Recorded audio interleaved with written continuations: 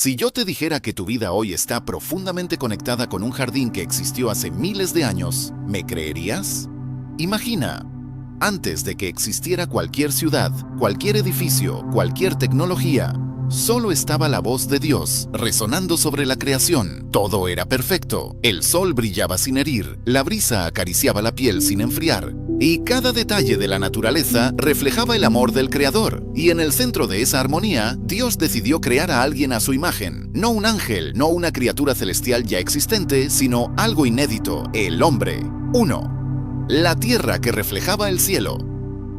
La Biblia dice que Dios formó al hombre del polvo de la tierra. Esto por sí solo ya es un misterio profundo.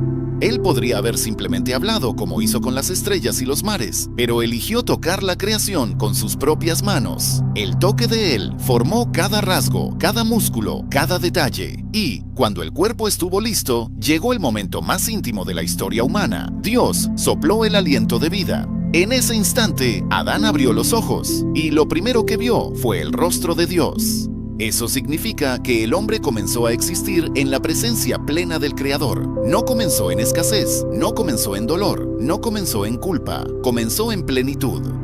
Esto ya nos enseña algo poderoso. Nuestro punto de partida no es el fracaso, es la presencia. Aunque la vida te haya mostrado fallas, el plan original de Dios para ti siempre fue comenzar en un lugar de intimidad y favor.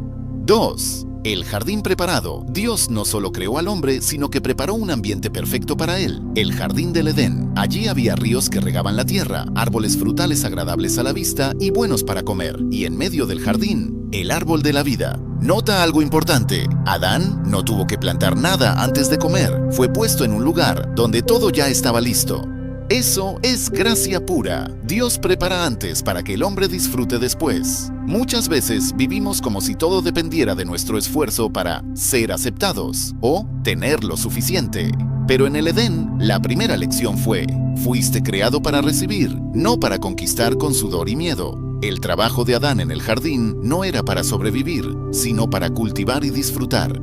3. La identidad antes de la tarea. Otra verdad profunda. Dios le dio a Adán identidad antes de darle función. Primero dijo: hagamos al hombre a nuestra imagen y semejanza. Solo después le dio la tarea de cuidar el jardín y poner nombre a los animales. Esto muestra que el valor de Adán no estaba en lo que hacía, sino en quién era.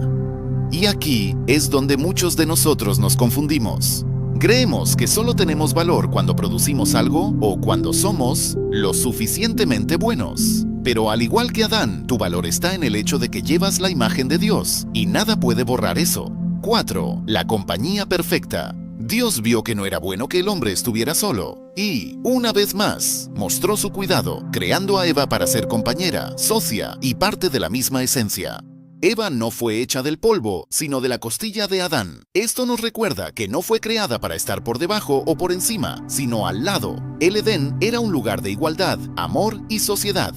No había competencia, no había lucha de poder, había unidad. Esta visión es importante para nosotros hoy, porque muestra que Dios nos hizo para vivir en relaciones basadas en el amor y el honor, no en el control o la opresión. 5. Viviendo sin culpa. Al final del capítulo 2 de Génesis, la Biblia dice algo que parece simple, pero es profundamente revelador. Y estaban ambos desnudos, el hombre y su mujer, y no se avergonzaban. Esto no trata solo de ropa, sino de una vida sin culpa, sin miedo, sin el peso de intentar esconderse. En el Edén no había necesidad de probar nada, no había ansiedad por el futuro, ni peso del pasado, solo había comunión, descanso y confianza. Esta es la fotografía del corazón de Dios para nosotros. Una vida sin la prisión de la vergüenza. Una vida donde sabes que eres amado, aceptado y protegido. El Edén estaba en perfecta armonía. El sonido del agua corriendo por los ríos, el perfume de las flores recién abiertas, la brisa suave acariciando la piel. Y en el centro de todo, la paz que solo existe cuando no hay miedo. Adán y Eva vivían con el corazón limpio, sin culpa, sin ansiedad, sin el peso de tener que probar nada a nadie. Ellos sabían quiénes eran, sabían que eran amados, no había duda. Hasta que, un día, la duda llamó a la puerta. La serpiente no llegó con gritos ni amenazas, no vino con un discurso de odio, vino con una pregunta, una voz suave, casi curiosa, pero cargada de veneno.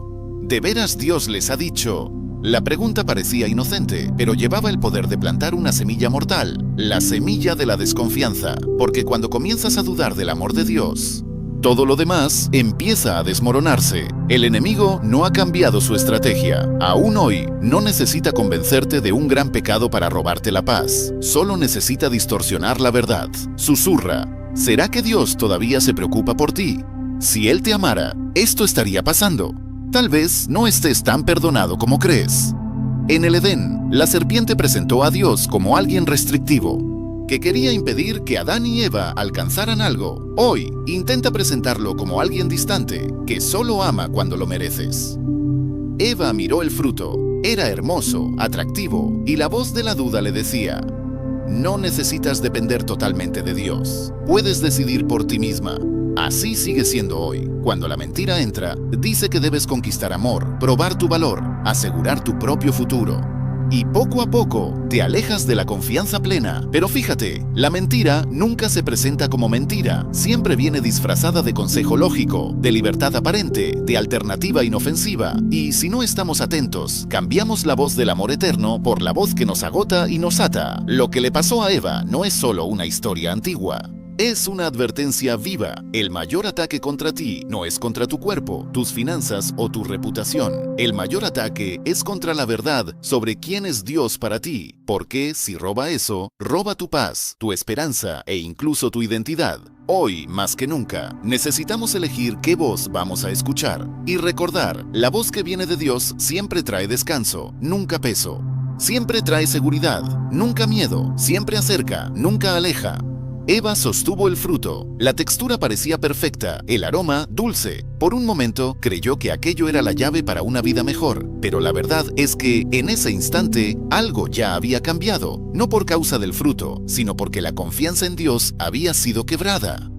Ella comió y le dio a Adán, y él también comió.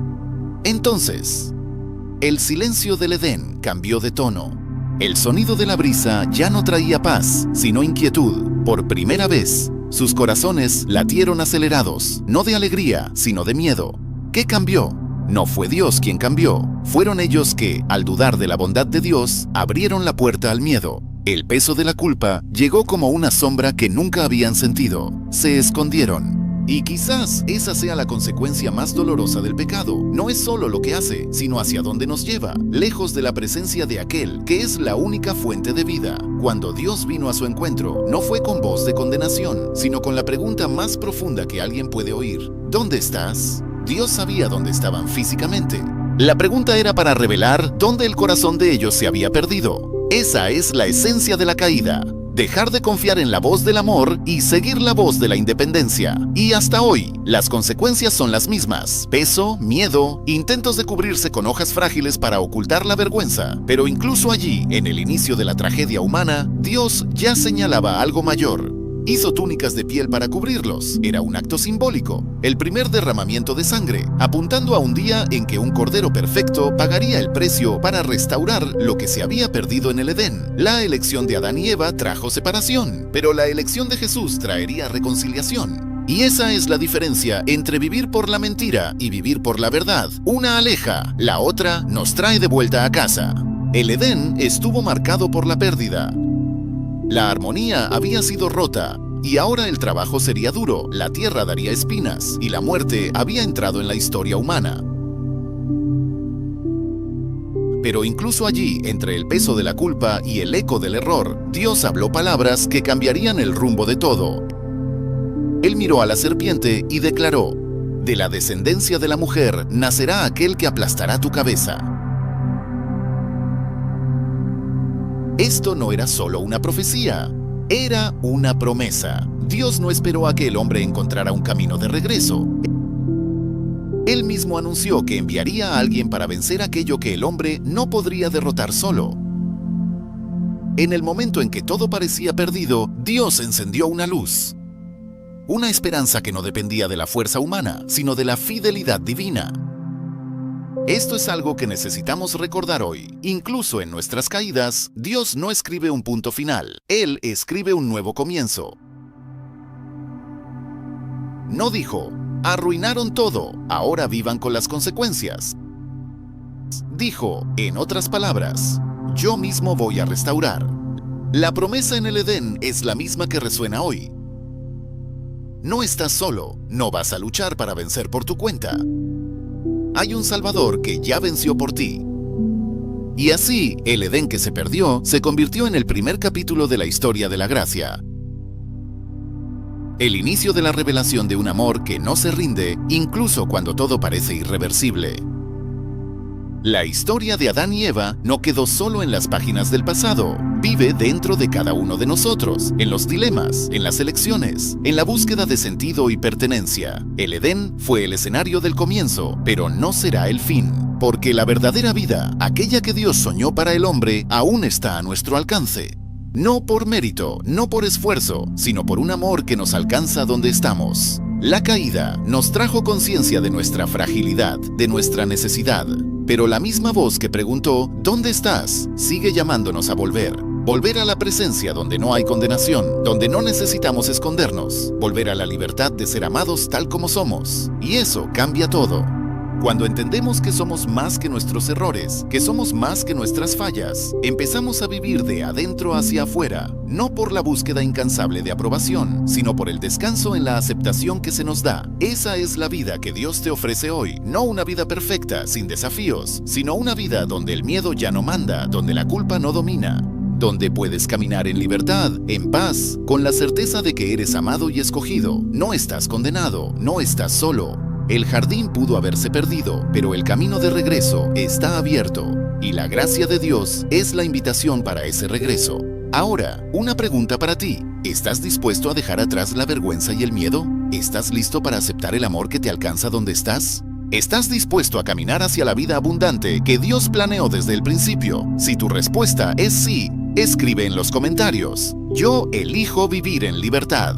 Y no olvides, suscríbete al canal para recibir cada semana mensajes que transforman, renuevan y fortalecen tu fe. Estamos juntos en este camino de regreso al corazón de Dios. Amén.